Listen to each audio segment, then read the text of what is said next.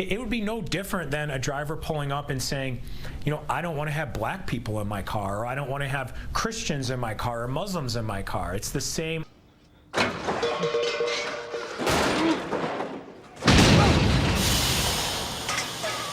The kicker part was when he started to talk about his tires. You know, I feel like that was a slap in the face. That was like my tires, you know, like. Talk about being dank.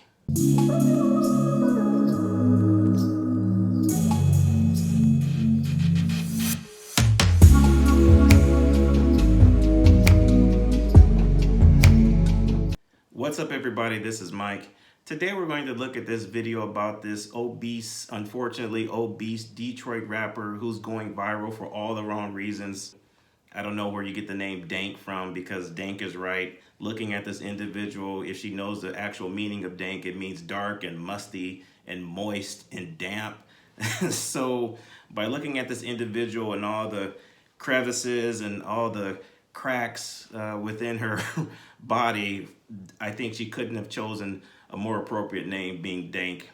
What's problematic for me is this legal team, this law firm that decided to take up her case. This is just another version of Benjamin Crump, these ambulance chasers, which again, in my opinion, I feel adds another layer to the bureaucracy we already have existing in the United States. So I'm just wondering when enough is enough. Anyway, why don't I just stop talking right now? We're gonna look at this video together. Roll the clip. Detroit rapper is going viral for something other than her music. Fans know her as Dank Demoss, and they're fuming after a Lyft driver allegedly denied her a ride because of her size. And Fox News' Jessica Dupnack is live in Detroit with the story. And my goodness, tell us how this all unfolded here, Jessica. Well, it all unfolded on video. Dajuablanding whipped out her phone when this all happened. Now, the Lyft driver, he was kind enough and apologetic, but refused her a ride and said that she would not fit and that her weight couldn't be handled by his tires. Now she's filing a lawsuit. I've been in cars smarter than that, you know. Dajuablanding tells us she was just trying to get to come on, man. No. Come on, man. This is bad. This is a bad look. She seems really sweet, but I don't even know how you can go to an interview. I don't know how you can go to an interview like this. I mean, really, this woman is waddling around. She can barely walk, and she's doing a news interview looking like this. I don't want to judge people. We all have our own set of problems. I'm far from perfect, but I don't know how you can go to a news interview looking like this. I mean, she's got spandex pants. She doesn't have anything to cover herself appropriately. Tattoos on the stomach. Detroit Lions watch party this month when her Lyft rolled up. As I'm walking, I see him like making faces or whatever. I'm like, oh man. She already knew. I can fit in this car. No, believe me, it's that. Yes, I can. Believe me. He told her there's not enough room in his car. The kicker part was when he started to talk about his tires. You know, I feel like that was a slap in the face. That was like my tires, you know, like. The driver said his tires could not handle her weight. Every big person you turn down because they can't fit in your car? Yeah, because they need to order the Uber XL. No, I don't never have to order Uber XL. He apologized, canceled the ride, and left her there. The rapper says She seems really nice. She seems rather authentic. She's not this stereotypical black woman, you know, clapping the hands and snapping and doing all this and okay and hands in the face. She seems like a nice person at first glance. So Lyft might be in trouble. But the guy said, you're going to destroy my tires. You're going to blow my tires out. Maybe he doesn't have run flats on his car, because I had a BMW, a few BMWs, and they had run flat tires. So I assume most German cars are equipped with run flat tires. So he just didn't want her in the car. And to be honest with you, I don't blame him. Dank Demoss, as she's known at the mic, is crushed by the whole situation. I just want them to know, like, it really hurt my feelings. It looks like Lyft might be hurting pretty soon, too. I knew it was illegal, and I knew that it was wrong. Her attorneys, John Marco and Zach Runyon, say weight is a protected characteristic in Michigan by law. It would be no different than a driver pulling up and saying, you know, I don't want to have black people in my car, or I don't want to have Christians in my car. That's not the same. This is not the same. 50,000, no less.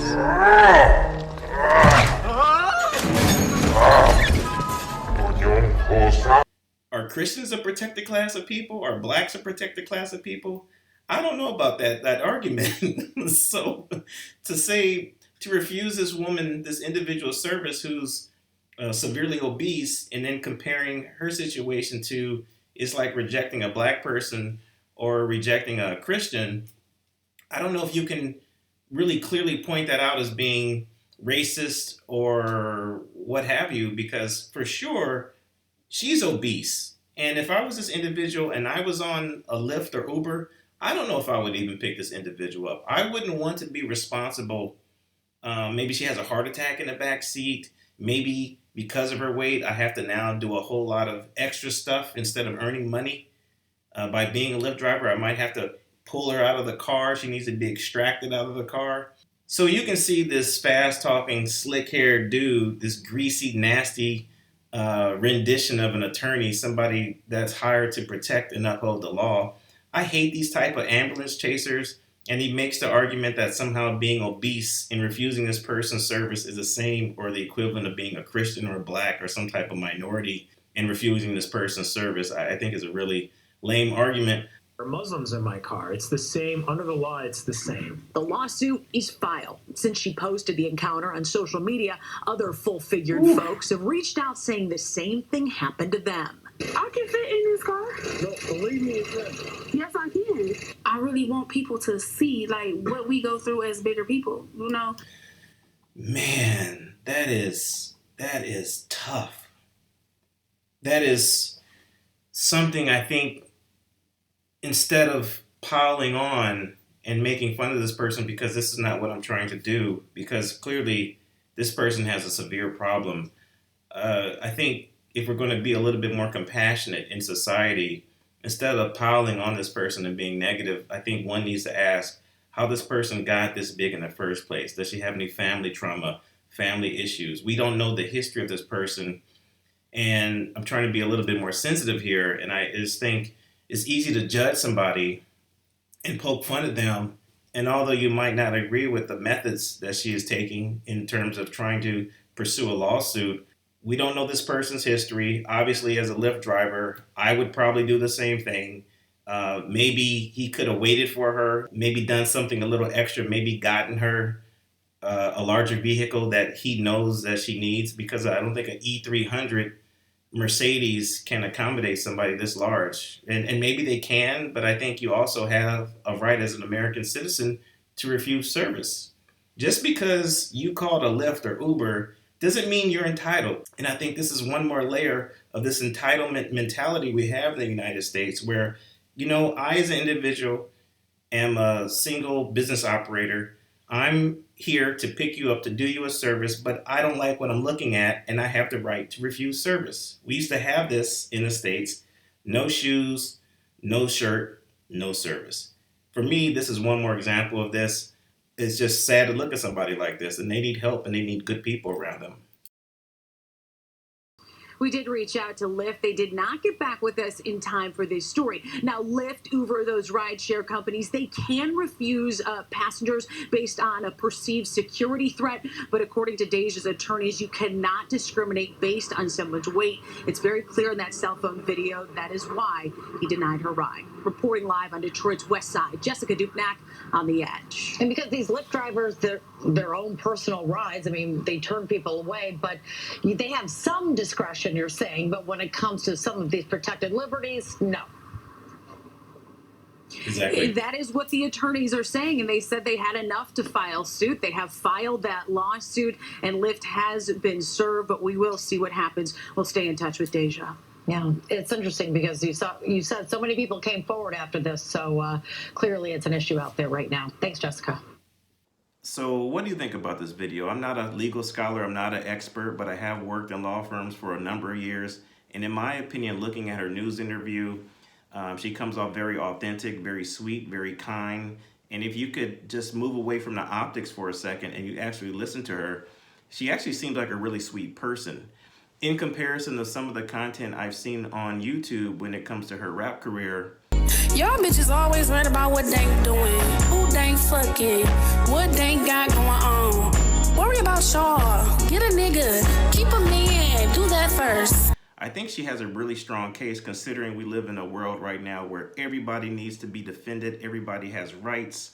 Frivolous lawsuits, the judicial system is already flawed. We have another layer of bureaucracy where we have to defend and pay out, dole out money to protect somebody like this who, unfortunately, I think the bigger issue is, I don't want to make fun of her because I think I've seen enough material online where people tend to pile on. And I don't like this form of cyberbullying, to be honest with you. But since she put this out and she's put herself into the public sphere, this is what it is. But I think, unfortunately, because I'm more on the side of, we don't know this person's story, we don't know their history, we don't know the family trauma, we don't know how much Lyft will actually have to dole out. But in my opinion, I think to make this problem go away, and how loud it is and how viral it's been on social media for the past 48 hours, I think she has a really strong case. And considering the times we live in where pretty much anybody can file a frivolous lawsuit, and a lot of the times these come out with a really high success rate, I think she came off really convincing. I think she came off very sweet, very authentic. And I believe Lyft should just pay her probably $1,000 per pound to make this problem go away. Anyway, this is Mike. Let me know what you thought about my commentary. If I'm on point, if I'm off point, leave the comment in the comment section below. I would love to hear from you. See you on the next one. Peace. Now I understand why these bitches can't stand for nothing.